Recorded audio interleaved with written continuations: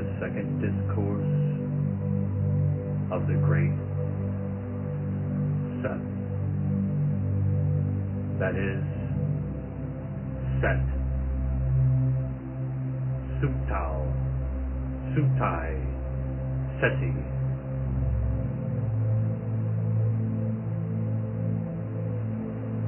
Perfect majesty is at rest in the ineffable light, in truth, the mother of all things. Since I, thirdly alone, am perfect, all of you attain to me on account of the Word. For I dwell with all the majesty of the Spirit, who is a friend equally to us and to our kin. I have uttered a discourse for the glory of our Father, through his goodness and imperishable thought, and this word comes from him. It is a matter of fact that it is fit for us to say that we shall die with the Anointed One. This means with the imperishable and undefiled thought. What an incomprehensible wonder! The scripture regarding the ineffable water in our use among us is this word. I am in you, and you are in me, just as the Father is in me, and I in you, with no guile at all.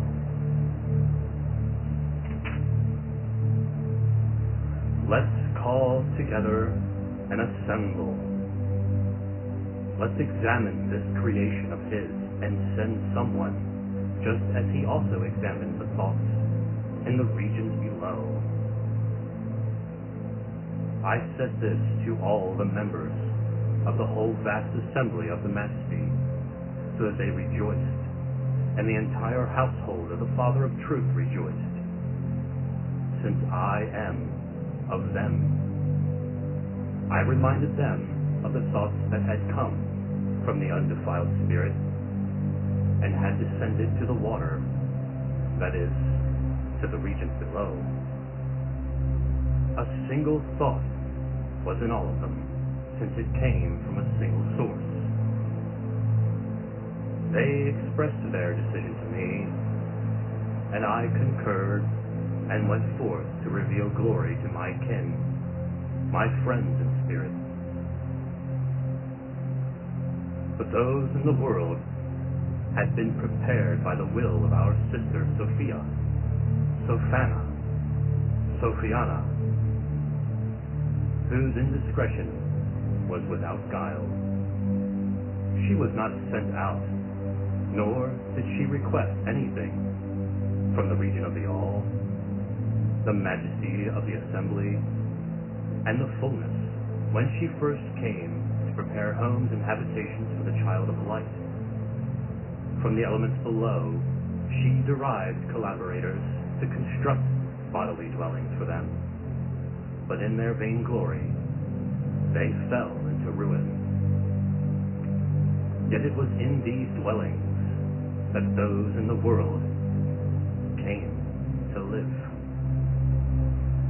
And since they were prepared by Sophiana, they are ready to receive the saving word of the Ineffable One, and the majesty of the assembly of all of those who still are in waiting, and those who already are in me. I approached a bodily dwelling and evicted the previous occupant, and I went in. The whole multitude of archons was upset, and all the material stuff of the rulers and the powers born of earth began to tremble at the sight of the figure that had a likeness as a composite image. It was I that was in it. I did not look like the previous occupant, but had slightly changed. He was a worldly person, but I am from above the heavens. I did not defy them, and I became an anointed one. But neither did I reveal myself to them in the love coming from me. Rather, I revealed that I am a stranger to the regions below. There was great disturbance, confusion, restlessness in the whole world in the council of the archons. Some were convinced that when they saw the mighty deeds that I had accomplished, that they were of the generation of Adonias, and are descended from the one who fled from the throne of Sophia. She, the one of hope, she had previously given indication about us and all of those with me, for they were all moving about. Others hurried to inflict every sort of punishment on me from the world ruler and his accomplices. They were restless of mind about what they would plot against me. They thought their majesty was everything, and they also told lies about the human being and all the majesty of the assembly. They were incapable of knowing the Father of truth, the human being of the highest majesty. They usurped the name through corruption and ignorance, through a flame of fire and a vessel created for the destruction of Adam, made to conceal all those who likewise are theirs. The rulers from the realm of Galdabaoth disclosed the circuit of the angels. This is what humanity was seeking, that they might know the true human. For Adam, the modeled creature, appeared unto them. And so throughout their dwelling places there was agitation, fear, for that the angels surrounding them might take a stand against them. For those offering praise did I die, though not really, that their archangel might be accounted as useless. Then the voice of the world ruler announced to the angels, I am God, and there is no other beside me. But I laughed heartedly when I reflected upon how conceited he was, for he kept saying over and over again, who is this human being? The whole host of his angels, who had seen Adam in his dwelling place, laughed at his insignificance. Thus, their thoughts turned away from the heavenly majesty, who is the true human, whose name they perceived in the insignificance of a dwelling place. They are inferior, senseless in their empty thought, in their laughter, and so they were corrupt. The entire majesty of the fatherhood of the Spirit was at rest in his realms, and I was with him, since I have a thought of a single emanation from the eternal, unknowable ones, undefiled, immeasurable. I disturbed and frightened the whole multitude of the angels and their ruler, and I placed a small thought in the world. I examined all, tried them by the flames and the fire through my thoughts, and all of what they did through me. There was trouble strife around the seraphim and the cherubim, whose glory will perish, and there was commotion around Adonias on every side, and around their dwelling place, all the way to the ruler who said, "Let us seize him." Others said, "This plan will never work out, for Adonias knows me through hope."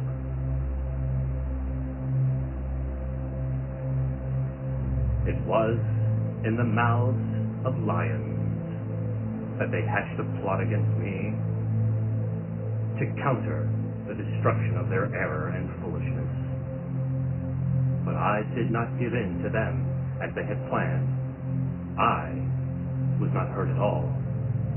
Though they punished me, I did not die in actuality, but only in appearance, that I might not be put to shame by them, as if they are part of me. I freed myself of shame, and I did not become faint-hearted because of what they wanted to do unto me, and what they did. I would have become bound by fear, but I suffered only in their eyes and their thoughts, that nothing may ever be claimed about them. The death they think I suffered, they suffered in their error and blindness. They nailed their man to their own death. Their thoughts did not perceive me, since they were deaf and blind. By doing these things, they pronounced judgment against themselves. But as for me, they saw me, and they punished me. But someone else, their father, drank the gall and the vinegar. It was not I. They were striking me with a scourge, but someone else, Simon, he bore the cross on his shoulder. Someone else wore the crown of thorns, for I was on high, poking fun at all the excess of the rulers, and the sour fruits of their errors and conceit. I was laughing at their ignorance. I brought all their powers into subjection. When I came down, no one saw me, for I kept changing my forms on high, transforming from shape to shape, so that when I was at their gates, I assumed their likeness. I passed by each of them quietly. I saw their realms, but I was not afraid or ashamed, because I was wrapped in purity. I was speaking with them, mingling with them, through those who are mine. Jealousy I trampled on those who are harsh towards them, and I put out the fire. I was doing all of this by my will, to complete what I willed, in the only will of the Father above all.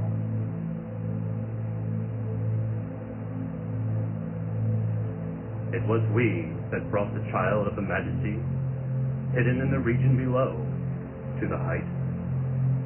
There I am, in the aeons that no one else has seen or understood, where the wedding feast and the wedding robe is. It is the new wedding, not the old, and it does not perish. For the new bridal chamber is of the highest of heavens, and it is flawlessly perfect.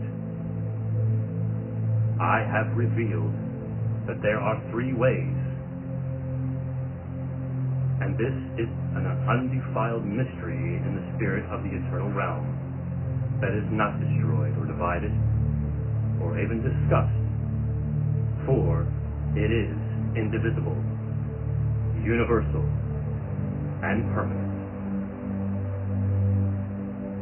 The soul from on high will not discuss error here, or carry herself away from these realms that are here.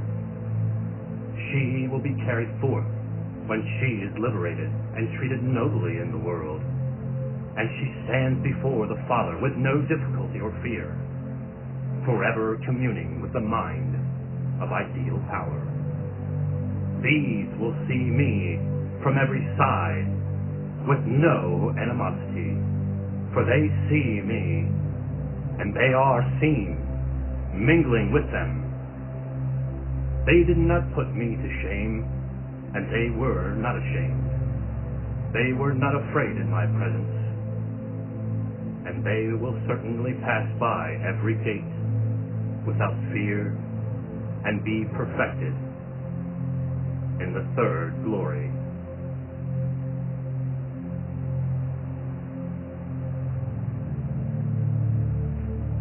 The world was not receptive to my visible exaltation, my third immersion in an image that was perceptible.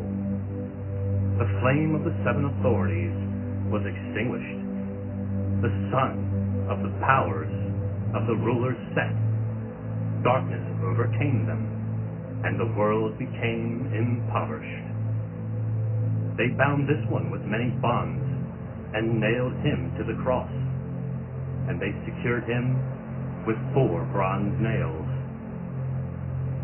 He ripped the temple veil with his own hands, and an earthquake shook earth's chaos, for the souls of the dead were released, seen, resurrected, walking about around every person in the open.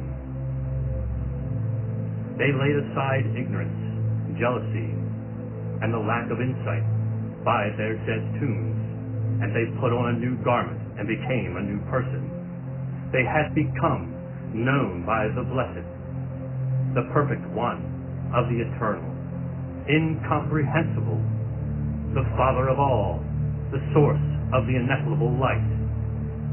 That's what I am. For when I came down to my own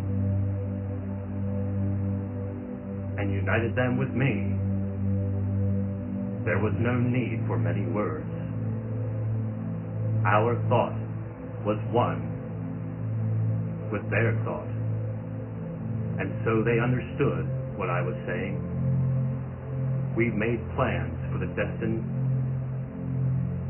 rulers of destruction, and in this did I do the will of the Father Most High. That's what I am.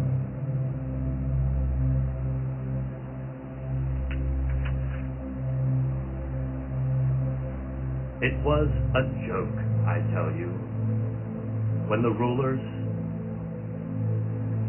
did not know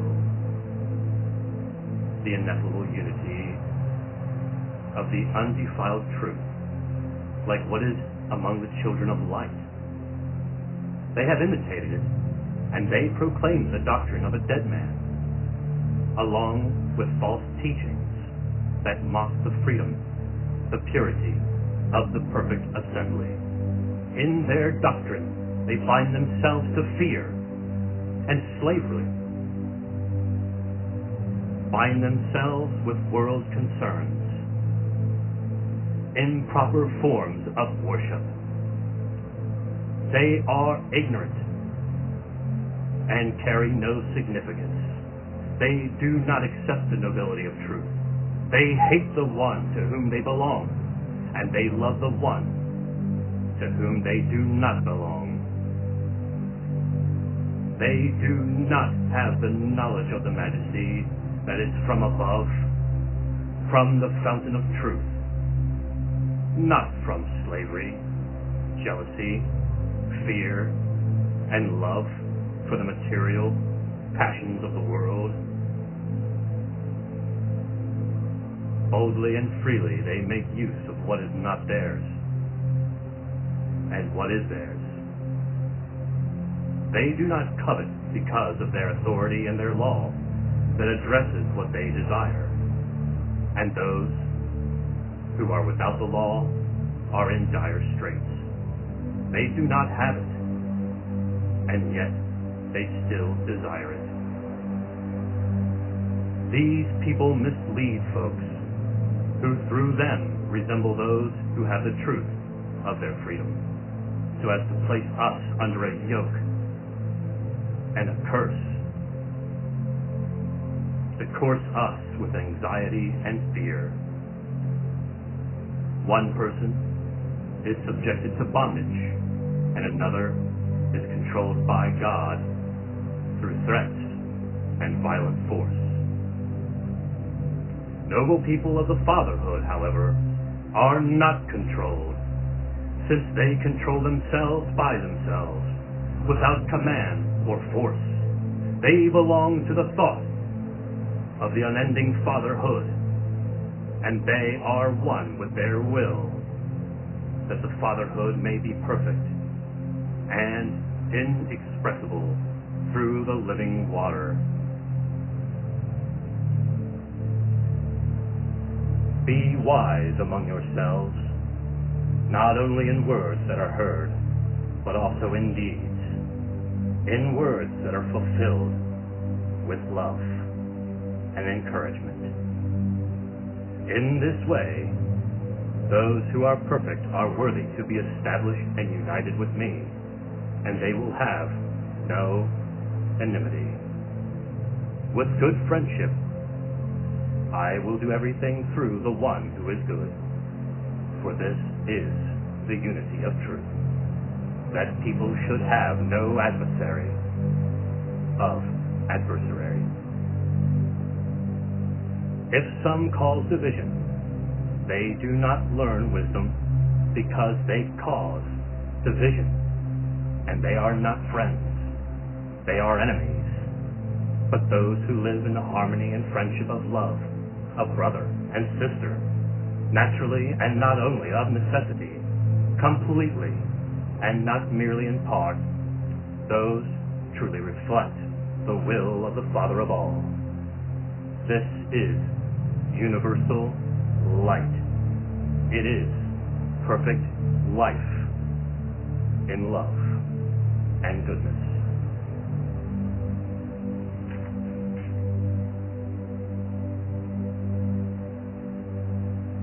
O you who cannot see, you do not perceive that on account of your blindness, this is one unknown. Neither did those people ever know or understand him. They would not listen to an accurate account of him, and so they practiced their lawless justice and raised their filthy, murderous hands against him as if they were beating the air. Those who are mindless and blind are always mindless, always slaves of law and worldly fear. But I am the anointed Son of humanity, the one from you who is within you. For you I am despised, that you may dismiss what is impermanent. Don't become female, lest you give birth to evil. And what is related? Jealousy, dissension, anger, wrath, dishonesty, and greed. For to you I am an ineffable mystery. Once before the foundation of the world, when the whole multitude of the assembly in the realm of the eight came together and made plans, they united in spiritual marriage, and the marriage was consummated in these ineffable places by means of a living word, through the mediator, that blessed anointed one, the first Son of Man, who dwells in all of them and rules over them with pure, profound love. He transformed himself.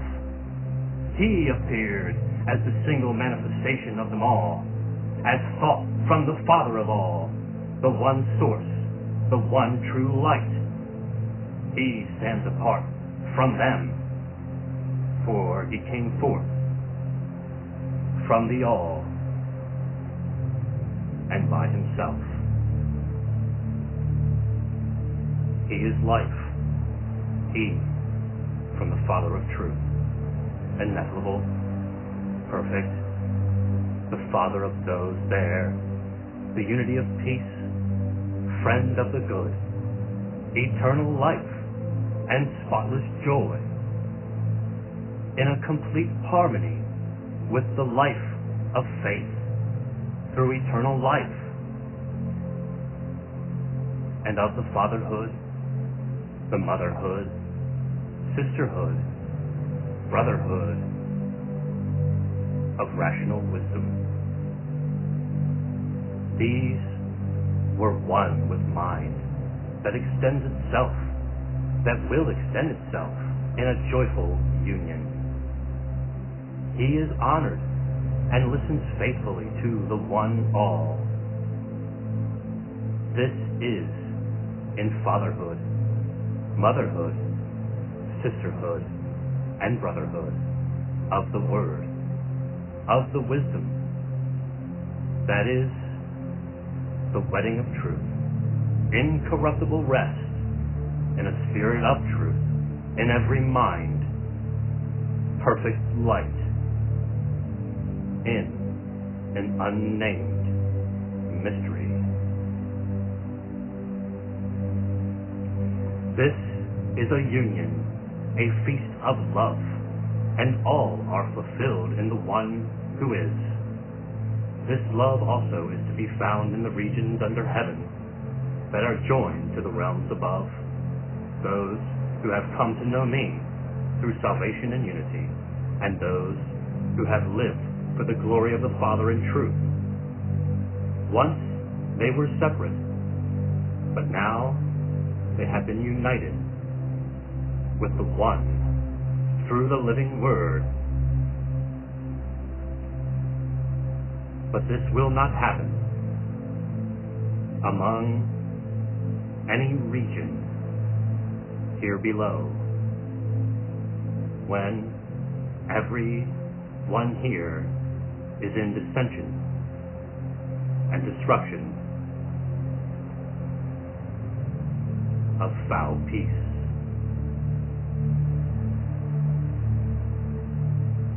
I am in the spirit and truth of motherhood, where unity is, and I am with those who are always friends to each other. They know nothing of enmity and wickedness, but they are united by my knowledge in word and peace, which dwells completely with every one and in every one. Those who have taken on the likeness of my form will take on the likeness of my word, and they will emerge in the light forever, in mutual friendship with the Spirit of all. They have come to know me fully, completely, that the one who is the one of all, and that they are one in the all. They have been taught about the one, and the assembly, and the members of the assembly. For the Father of the all is immeasurable and immutable, perfect mind, perfect word, not of division, not of jealousy, or of a destructive fire, but he is simple and simply one, all in all, a single principle, because all are from a single and true Spirit. O you who cannot see, why didn't you know me?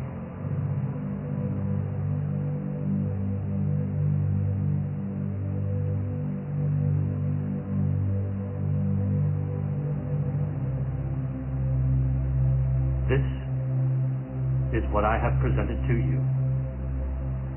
I am the Son of the All, the Anointed One, the first Son of humanity, exalted above the highest heavens. You who are perfect and undefiled, I have presented this to you on account of the mystery that is undefiled, perfect, and ineffable, that you may understand that we are ordained for these things before the foundation of the world, so that when we appear throughout the world, we may be present with symbols of incorruption from the spiritual union, united in knowledge. You do not know this because of the cloud of flesh that overshadows you. But it is I who am the friend of Sophiana, Sophia, Sophana. For from the beginning I have been close to the Father, where the children of truth are, and the majesty, the most glorious light of all. Rest in me, my friends. Be thou in the Spirit, my brothers, my sisters, and worship the Lord thy God, the most highest good, thou source of light unto the all, forevermore. The second discourse of the Great Sut.